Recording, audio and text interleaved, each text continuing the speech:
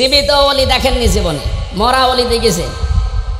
বিভিন্ন গাছতলায় আস্তানায় শুয়ে আছে, মরা ওলি মনে করে। জীবিত ওলি যদি কেউ বাংলাদেশে দেখতে চান, কোনো দরবারে যাওয়ার দরকার নেই, ডাক্তার শফিকুর রহমানের দিকে তাকাবেন, ওটা টাটকা জিন্দা ওলি। আমার দেশে যেমন কিছু জিন্দা ওলির আবিষ্কার হয়েছে। কি ওলি চিনেন না? জিন্দা ওলি। ওরে বাবা, কত বড় বড় জিন্দা ওলি দেখা যায় বর্তমানে। মনে রাখবেন, আগামীর বাংলাদেশ কোরআন সুন্নাহর বাংলাদেশ, আগামীর বাংলাদেশ ওলিয়া উলিয়ার বাংলাদেশ, আগামীর বাংলাদেশে কোরআন সুন্নাহ আলেম ওলামা তারা মসনদে যাক। আমরা চাই কি চাই না? কি চাই কি চাই না? দিন কায়েম হোক, আমরা চাই কি চাই না? তবে ওলিয়া উলিয়াদেরকে মাইনাস করে নয়, ম্যানেজ করে। ওলিয়া উলিয়াদেরকে বাদ দিয়ে যদি কেউ দিন কায়েম করতে চায়, ওটা দিন না, ওটা বদ্দিন। বলে ওটা কি দিন? বদ্দিন, নিজের বানানো দিন। কি দিন? নিজের বানানো দিন, বদ্দিন। সঠিক দিন নয়। কারণ আমি আগেই বলেছি, দিনের পিলার কয়টা? এক নম্বর ঈমান, তার মানে এটা আকীদা। আকীদা আহলে সুন্নাহ ওয়াল জামাত। ইসলাম, ইসলাম হলো ফিকহ মাযহাব। যারা মাযহাব মানে না, আকীদা আহলে সুন্নাহ ওয়াল জামাত মানে না। আর তিন নম্বরটা তো বড় কঠিন, এটা হলো ইহসান, তাসাউফ, মারিফত। যারা পীর মুরিদি বিশ্বাস করে না, তাদের আবার দিন আছে না? কি তাদের দিন আছে না? অথচ আমাদেরকে কি স্লোগান শেখায়? ওরে বাপ রে বাপ, এই স্লোগান শুনলে তো পাগল হয়ে যায় আমরা। দিন কায়েমের শপথ নিন, অমুকের পতাকা তলে যোগ দিন। কিন্তু দিন কি তা তো বুঝে না। এই দিন কি নিজের বাবার সম্পদ? কি নিজের বাবার? আফা গায়রা দীনিল্লাহি ইয়াবগুন, তারা কি আল্লাহর দিন, দীনুল্লাহ, আল্লাহ প্রদত্ত জীবন ব্যবস্থাকে বাদ দিয়ে অন্য কোনো কিছু তালাশ করে? যদি তালাশ করে, তাদেরকে বলে দাও আল্লাহর কাছে মনোনীত জীবন ব্যবস্থার নাম ইন্নাদ দীনা ইনদাল্লাহিল ইসলাম। আল্লাহু আকবার। আরে জব আল্লাহু আকবার। আল্লাহ বলেন, আল ইয়াউমা আকমালতু লাকুম دينكم وأتممت عليكم نعمتي ورضيت لكم الإسلام دينا. الله أكبر. رضيت بالله ربا وبالإسلام دينا وبمحمد صلى الله عليه وسلم نبيا ورسولا. তবে যদি দিন ইসলামকে ভালো না লাগে, তাহলে আল্লাহ বলে দিয়েছেন, ওয়া মান ইয়াবতাগি গায়রাল ইসলাম দীনান ফালান ইউকবালা মিন ওয়া হুয়া ফিল আখিরাতি মিনাল খাসিরিন। দুনিয়াতে যতই হুড়াহুড়ি দেখেন, দুনিয়াতে যত মনে করেন যে না হয়ে গেছে, মনে হয় সামনে, মনে হয় চলে আসছে, দিল্লি বহুত দূর। বলেন দিল্লি, আরো জোরে দিল্লি, দিল্লি। ওরা দুই একটা মাজার দিন কায়েমের শপথ শিখায়, কিন্তু দিন যে তাসাউফ, মারিফত, পীর মুরিদির মধ্যে দিন রয়েছে। তোমরা দিন কায়েমের শপথ নিবা আর মাজার ভাঙবা। যে হাত দিয়ে মাজার ভাঙতে যাবা, হাত ভেঙে যাবে। হাত তুলে দেখান, আরো জোরে, সবার মুখে হাত থাকবে। যে পা দিয়ে মাজার ভাঙতে যাও, তোমার পা ভেঙে যাবে। যে জবান দিয়ে আল্লাহর ওলিদের বিরোধিতা করো, জবান তোমার ক্লোজ হয়ে যাবে, বন্ধ হয়ে যাবে। মান আদালিল্লাহি ওয়ালিয়ান ফাকাদ আযানতুহু বিল হারব। আল্লাহর ওলিদের সাথে যারা দুশমনি করবে, মনে রাখো আল্লাহ নিজে তাদের বিরুদ্ধে যুদ্ধ ঘোষণা করবে। তোমাদের পাওয়ার যত বেশি দেখাও, ওলি আল্লাহদের বিরুদ্ধে বাবা যুদ্ধ করতে যেও না, সব শেষ হয়ে যাবা। সব কি হয়ে যাবে? আরো জোরে, সবার মুখে, এই দেশ ওলিয়া উলিয়ার বাংলাদেশ। তোমাদের বিশ্বাস না হলে সোনাকান্দা দরবারে এসে দেখে যাও। আল্লাহু আকবার। এখন যদি মনে করো যে না আমাদের আর পাই কে, আমরা তখন লাইনে উঠে গেছি, টাইম লাইনে উঠে গেছি, আমাদের আর পাবে না। ওই ইঁদুর এসেছিল হুজুরের কাছে। কার কাছে? এটা একটা শিক্ষণীয় গল্প।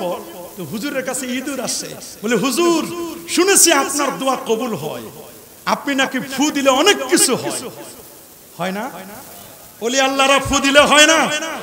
কি সোনাকান্দার হুজুর যখন যায়, সরসিনা দরবারে হুজুর যখন যায়, চতুরার হুজুর যখন ছিল, হিন্দুরাও শুনছি পানি পরানি।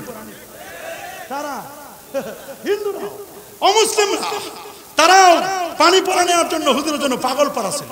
আল্লাহু আকবার।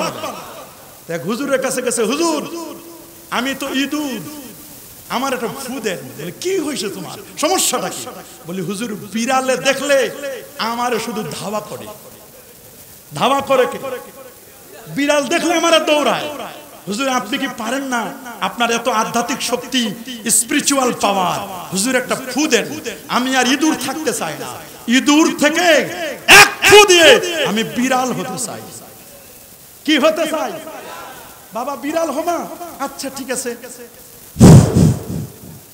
কি হয়ে গেছে? এটা কাল্পনিক, আবার মনে করেন না যে ওলি আল্লাহ বানাই দিতে পারে, পরে ভেজাল করবেন না, বুঝানোর জন্য বলতেছি। কি হয়েছে? ইঁদুরকে রাসূল বলেন ফুয়াইসাকা, ছোট্ট ফাঁসা, হাদিসের মধ্যে আসে। আর নবীজির বালিশ মোবারকে নবীজি ঘুমাচ্ছিলেন, মিশকাতুল মাসাবির হাদিসে আসছে, নবীজি ঘুমাচ্ছিলেন, পাশে একটা চেরাগ জ্বলতেছিল, চেরাগের শৈলটা ফিতা বের করে নবীজির বালিশ মোবারকের রূপ চারে রকম সব পুড়িয়ে ফেলছে। নবীজি বলেন তুমি এটা করলে আমি রাসূলুল্লাহ, তুমি জানো না, তুমি জানো না? মনে মনে বলতেছে এ ইঁদুর তুমি এটা করলা, আহা ইঁদুর। নবীজি বলছেন ইঁদুর এটা ফুয়াইসাকা। এইজন্য কোন রেস্টুরেন্টে ইঁদুরকে মুসলমানের খাদ্য তালিকায় রাখা হয় নাই, ওটা খাইলে তার চরিত্রটা ফাসেকের মতো হবে। বলেন কিসের মতো? আরো যারা বলেন কিসের মতো? ফাসেকের মতো হয়ে যাবে। তো আসছে হুজুরের কাছে, হুজুর আমি তখন বিড়াল হলাম, কিন্তু বিড়াল হওয়ার পরে শান্তি তো নাই। কেন বাবা? বলি হুজুর আপনি একটা ফু দেন। আমি যখন বিড়াল হওয়ার পরে বাহিরে গেছি, কুকুরে ডিওজি সাপ আমার যে ধাওয়া করছে, লাড়াল লইছে, আমি তো থাকতে পারি না। হুজুর আপনি একটা ফু দেন, আমি যেন কুকুরের মতো ডিওজি হয়ে যাই, আর বিড়াল থাকতে চায় না। হুজুর বলছেন দিলাম, বাস এখন বের হয়েছে। বের হওয়ার পরে দেখে না ডিওজি হয়ে লাভ নাই, শিয়াল পণ্ডিতের কাছে ডিওজি মামা ধরা এসছে। হুজুর একটা ফু দেন, আমি যেন শিয়ালের মতো পণ্ডিত হয়ে যাই। দিছেন হুজুর ফু, শিয়াল পণ্ডিত হয়েছে।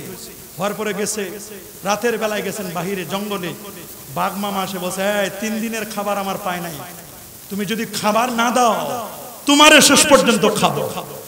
আসছে আবার হুজুরের কাছে, হুজুর দিলে দেন আমারে ফু আরেকটা, আমি বাঘ মামা হতে চাই। এক ফু দিবেন যাতে বাঘ হয়ে যায়, বাঘের জ্বালা আমি বাঁচি না। হুজুর দিছেন ফু, বাঘ হয়ে গেছে। ও মনে করছে আর মনে হয় না, কিন্তু ও জানে না বাঘের উপরও টাগ আছে। বলেন বাঘের উপরে টাগ আছে। যখন বাঘ হয়েছে, বাঘ হওয়ার পরে গেছে জঙ্গলে, সিংহ মামা বলছে শোনো যে যা করো করো, আমার চান্দা যেন ঠিক থাকে, আমারটা যেন ঠিক থাকে। এখন বলছে হুজুর বাঘ হয়েও তো শান্তি নাই, আমার একটা ফু দেন, আমি যেন সিংহ বনের রাজা হই। দিছে ফু। হুজুর বলছে বাবা এত ফু নিচ্ছ একসাথে, তুমি যেই পদ আছো এই পদে আস্তে আস্তে করে উঠো, এত তাড়াতাড়ি যদি ডাইরেক্ট উঠতে চাও তাহলে তো বিপদ। পদ অনেক সময় কি হয়, বিপদ হয়, সব পদ একসাথে নিতে হয় না, আস্তে আস্তে করে পদোন্নতি হলে এটাই ভালো। কারণ আমার আল্লাহ আসমান জমিন বানাইছেন কয়দিনে? কেন একদিনে বানালেই তো হইতো। আস্তে আস্তে সিস্টেম আছে দুনিয়াতে। আল্লাহর কতগুলো সুন্নাহ, আল্লাহর কতগুলো নিয়ম আছে। আল্লাহু আকবার। বসে হুজুর পারি না তো ধৈর্য ধারণ করতে, প্রেস্টিজের ব্যাপার, প্রেস্টিজ কনসার্ট, পারি না হুজুর ফু দেন। এক ফু দিছে, ফু দেওয়ার পরে তো এখন কঠিন অবস্থা। বসে হুজুর সিংহ মামা বলছে আমাকে খেয়ে নিবে, আপনি আমার সিংহ বানাই দেন। লাস্ট ফু দিলেন, সিংহ হয়ে গেছে। সিংহ হওয়ার পরে যখন জঙ্গলে গেছে, যাওয়ার পরে দেখে পুরানগুলোই শুকাই গেছে, না খায় না খায়, খাবার নাই। মনে করছিল ওরে বাপরে বাপ, সিংহ হওয়ার পরে আমারে সবাই স্যালুট করবে, দেখে কেউ জিগায় না। প্রথম প্রথম ফস করে উঠছে, 7 আপের মতো যখন বোতল খুলছে ফস, বলেন বলেন, আরসি বোতলের মতো ফস করে উঠছে। এক সপ্তাহ পর আর ফস করে না। বলেন আর বোতল খুললে ফস ফস করে না, ফস সব সময় করবে না। একবার খুললে ফস করে, দ্বিতীয়বার খুললে আস্তে করে, তৃতীয়বার ড্যামেজ নাই। এবার বলছে হুজুর ওরা তো খাবার পায় না, আমিও পাই না। হুজুর খাবার যেহেতু পাই না, আপনারে খাইতে চায়। কেন বাবা তুমি আমারে খাবা? তোমারে না আমি এই আস্তে আস্তে করে এত কিছু বানাইলাম, তুমি আমারে কেন খাইতে চাও? বলে হুজুর খাবার যে নাই। হুজুর বলছে বাবা খাবার হবে, আরেকটা ফু আমার বাকি আছে। বলেন আরেকটা ফু কি আছে? এখন চিন্তা করতেছে আল্লাহ এই ফু দিলে জানি আমি কি হব, জানি আমি কি হব। হুজুর বলছে বাবা ফু নিবা? বলে হ্যাঁ হুজুর এটাই তো দরকার। হুজুর বলে ওয়েট এন্ড সি, একটু খালি বসো দেখো আমি একটু উজু করে আসি। হুজুর উজু করে আসলেন, আসার পরে হুজুর এমন এক ফু দিলেন, এই ফুতে যেটা ছিল সিংহ মামা অনেক কিছু আগের জায়গায় ইঁদুর হয়ে গেছে। তবে আমি বলতে চাই নতুন বাংলাদেশে তোমরা যারা ওলিয়া উলিয়ার মাজার ভাঙতে চাও, তোমরা যারা হক্কানি রব্বানি পীর মাশায়েখদের দরবারে রাঙ্গা চক্ষু দিয়ে তাকাও, মনে রেখো বাংলাদেশের মানুষ সবাইকে চিনে। আমরা চিনি না, কি বলে আমরা চিনি না? আমরা ভালো করে চিনি। আমাদেরকে নতুন করে ফু দেওয়ার জন্য না লাগে। বাঙালি যদি মুসলমান, অলি প্রেমিক, নবী প্রেমিক, আহলে সুন্নাহ ওয়াল জামাতের আকীদার মানুষগুলো যদি ফু দেয়, জায়গা মতো আবার চলে যাবা। কথা বলেন, হাত তুলে দেখান। নারে তাকবীর, নারে রিসালাত, আহলে সুন্নাহ ওয়াল জামাত।